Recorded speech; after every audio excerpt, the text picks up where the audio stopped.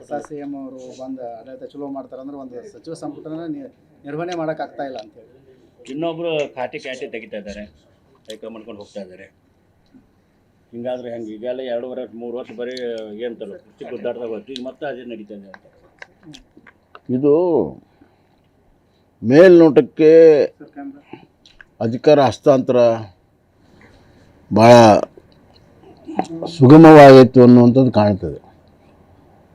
ಕಾಂಗ್ರೆಸ್ ಪಕ್ಷದ ಒಳೆ ಬೇಗುದಿ ಇನ್ನೂ ಕೆಂಡದಂತೆ ಜೀವಂತವಾಗಿದೆ. ಅದರ ಲಕ್ಷಣಗಳು ಇವೆಲ್ಲ.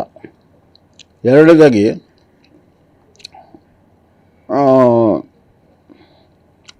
ಸಿದ್ದರಾಮಯ್ಯ ಅವರನ್ನು ಅಕ್ಸೆಪ್ಟ್ ಮಾಡ್ದಂಗೆ ಇನ್ನೂ ಈ ಮುಖ್ಯಮಂತ್ರಿನ ಕಾಂಗ್ರೆಸ್ನಲ್ಲಿ ಒಳಗಡೆ ಮಂತ್ರಿಗಳಿರ್ಬೋದು, MLAಗಳು ಇನ್ನೂ ಅಕ್ಸೆಪ್ಟ್ ಮಾಡಿಲ್ಲ. ಮೂರನೇದ್ದು, ಯಾಕೆ ಇಷ್ಟು ಪ್ರೆಷರ್ ಇದೆ ಮಂತ್ರಿ ಆಗೋದಕ್ಕೆ? 2ನೇ ಕಂತು 1ನೇ ಕಂತು ಭಾಳ ಪ್ರೆಷರ್ ಇದೆ. ಯಾಕಿದೆ ಅಂದರೆ ಅವ್ರಿಗೆ ಗೊತ್ತಿದೆ 2028ಕ್ಕೆ ಕಾಂಗ್ರೆಸ್ ಬರೋದಿಲ್ಲ, ಎಲ್ಲರಿಗೂ ಗೊತ್ತಿದೆ ಅವ್ರಿಗೆ. ಈಗ ಏನಾರಾದರೂ ಈಗ ಆಗಬೇಕು, ಮುಂದೆ ಆಗೋದಿಲ್ಲ ಅಂತ. ಹೀಗಾಗಿ ಭಾಳ ಸಮಸ್ಯೆ ಇದೆ. ಈ ಸವಾಲುಗಳು ರಾಜಕೀಯವಾಗಿ ಸ್ಥಿರವಾಗಿದ್ದರೆ ಮಾತ್ರ ಆಡಳಿತ ಒಳ್ಳೇದು ಕೊಡೋಕ್ಕೆ ಸಾಧ್ಯ. ರಾಜಕೀಯ ಸ್ಥಿರತೆ ಇಲ್ಲದೆ ಒಳ್ಳೆ ಆಡಳಿತ ಕೊಡೋಕ್ಕೆ ಸಾಧ್ಯ ಇಲ್ಲ.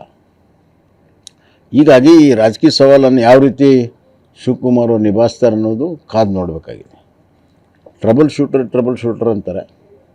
ಈಗ ಸದ್ಯಕ್ಕೆ ಟ್ರಬಲ್ ಆಗಿರುವಂಥ ಸಂದರ್ಭದಲ್ಲಿ ಬೇರೆ ಯಾರೂ ಶೂಟರ್ ಇಲ್ಲ. ಸೊ ಅವರು ಇದನ್ನು ಹೆಂಗೆ ನಿಭಾಯಿಸ್ತಾರೆ ಅನ್ನೋದ್ರ ಮೇಲೆ ಮುಂದಿನ ರಾಜಕೀಯ ಇದೆ. ನನಗನ್ನಿಸ್ತಾ ಇದೆ 2 ವರ್ಷ ಹಿಂಗೆ ಹೋಗೋದಿದು. ರಾಜಕೀಯ ಅಸ್ಥಿರತೆ, ಅಸಮಾಧಾನ ಮತ್ತು ಆಡಳಿತದಲ್ಲಿ ಕುಸಿದು ಹೋಗುವಂಥದ್ದು, ಒಟ್ಟಾರೆ ಈ ಕಾಂಗ್ರೆಸ್ ಪಕ್ಷದ ಸಂಘರ್ಷಾತ್ಮಕವಾಗಿರುವಂಥ ರಾಜಕಾರಣದಲ್ಲಿ ಸಾಮಾನ್ಯ ಜನ ಸಂಘರ್ಷದಲ್ಲಿ ಸಿಕ್ಕೊಂಡು ತಮ್ಮ ಬದುಕು ದುಸ್ತರವಾಗಿರುವಂಥದ್ದು ಭಾಸ. ಹೊಸ ಸಿ ಎಂ ಅವರು ಬಂದು ಆಡಳಿತ ಚಲೋ ಮಾಡ್ತಾರಂದ್ರೆ ಒಂದು ಸಚಿವ ಸಂಪುಟನ ನಿರ್ವಹಣೆ ಮಾಡೋಕ್ಕಾಗ್ತಾ ಇಲ್ಲ ಅಂತೇಳಿ ಇನ್ನೊಬ್ರು ಖಾತೆ ತೆಗಿತಾ ಇದ್ದಾರೆ, ಮಾಡ್ಕೊಂಡು ಹೋಗ್ತಾ ಇದ್ದಾರೆ. ಹಿಂಗಾದ್ರೆ ಹೆಂಗೆ? ಈಗೆಲ್ಲ 2 ವರ್ಷ 3 ವರ್ಷ ಬರೀ ಏನಂತಾರ ಕುರ್ಚಿ ಗುದ್ದಾಡ್ದಾಗ ಹೋಯ್ತು, ಈಗ ಮತ್ತೆ ಅದೇ ನಡೀತಾ ಇದೆ ಅಂತ. ಇದು ಮೇಲ್ನೋಟಕ್ಕೆ ಅಧಿಕಾರ ಹಸ್ತಾಂತರ ಭಾಳ ಸುಗಮವಾಯಿತು ಅನ್ನುವಂಥದ್ದು ಕಾಣ್ತದೆ. ಕಾಂಗ್ರೆಸ್ ಪಕ್ಷದ ಒಳೆ ಬೇಗುದಿ ಇನ್ನೂ ಕೆಂಡದಂತೆ ಜೀವಂತವಾಗಿದೆ. ಅದರ ಲಕ್ಷಣಗಳು ಇವೆಲ್ಲ. ಎರಡನೇದಾಗಿ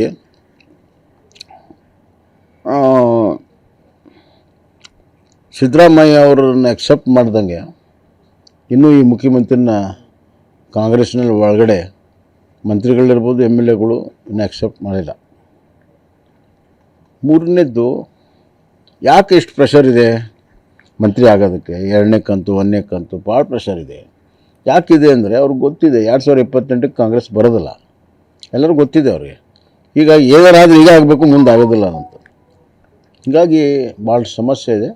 ಈ ಸವಾಲುಗಳು ರಾಜಕೀಯವಾಗಿ ಸ್ಥಿರವಾಗಿದ್ದರೆ ಮಾತ್ರ ಆಡಳಿತ ಒಳ್ಳೇದು ಕೊಡೋಕ್ಕೆ ಸಾಧ್ಯ. ರಾಜಕೀಯ ಸ್ಥಿರತೆ ಇಲ್ಲದೆ ಒಳ್ಳೆ ಆಡಳಿತ ಕೊಡೋಕ್ಕೆ ಸಾಧ್ಯ ಇಲ್ಲ. ಹೀಗಾಗಿ ಈ ರಾಜಕೀಯ ಸವಾಲನ್ನು ಯಾವ ರೀತಿ ಶಿವಕುಮಾರ್ ನಿಭಾಯಿಸ್ತಾರೆ ಅನ್ನೋದು ಕಾದು ನೋಡಬೇಕಾಗಿದೆ. ಟ್ರಬಲ್ ಶೂಟರ್ ಅಂತಾರೆ. ಈಗ ಸದ್ಯಕ್ಕೆ ಟ್ರಬಲ್ ಆಗಿರುವಂಥ ಸಂದರ್ಭದಲ್ಲಿ ಬೇರೆ ಯಾರೂ ಶೂಟರ್ ಇಲ್ಲ. ಸೊ ಅವರು ಇದನ್ನು ಹೆಂಗೆ ನಿಭಾಯಿಸ್ತಾರೆ ಅನ್ನೋದ್ರ ಮೇಲೆ ಮುಂದಿನ ರಾಜಕೀಯ ಇದೆ. ನನಗನ್ನಿಸ್ತಾ ಇದೆ 2 ವರ್ಷ ಹಿಂಗೆ ಹೋಗೋದಿದು. ರಾಜಕೀಯ ಅಸ್ಥಿರತೆ, ಅಸಮಾಧಾನ ಮತ್ತು ಆಡಳಿತದಲ್ಲಿ ಕುಸಿದು ಹೋಗುವಂಥದ್ದು, ಒಟ್ಟಾರೆ ಈ ಕಾಂಗ್ರೆಸ್ ಪಕ್ಷದ ಸಂಘರ್ಷಾತ್ಮಕವಾಗಿರುವಂಥ ರಾಜಕಾರಣದಲ್ಲಿ ಸಾಮಾನ್ಯ ಜನ ಸಂಘರ್ಷದಲ್ಲಿ ಸಿಕ್ಕೊಂಡು ತಮ್ಮ ಬದುಕು ದುಸ್ತರವಾಗಿರುವಂಥದ್ದು ಭಾಸ.